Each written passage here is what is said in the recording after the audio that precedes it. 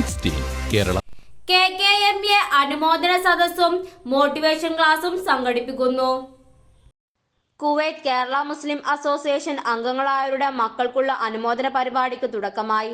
കേരളത്തിലെ വിവിധ ജില്ലകളെ കേന്ദ്രീകരിച്ച് നടത്തുന്ന അനുമോദന സദസ്സ് ജൂലൈ 6 കണ്ണൂർ താണക്കുള്ള നോളജ് സെന്ററിൽ തുടക്കമാകും.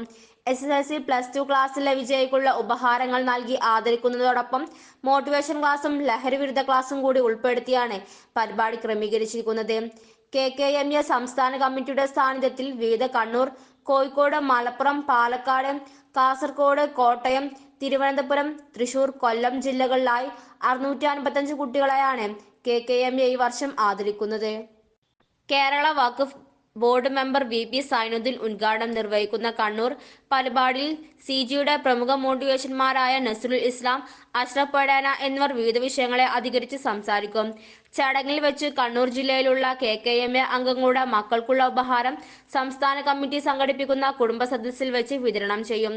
നാട്ടിലുള്ള KKMA നേതാക്കളും സംസ്ഥാന ജില്ലാ നേതാക്കളും അവരുടെ കുടുംബാംഗങ്ങളും പരിപാടിയിൽ പങ്കെടുക്കും. റിപ്പോർട്ട് അബ്ദുൽ കലാം മൗലവി.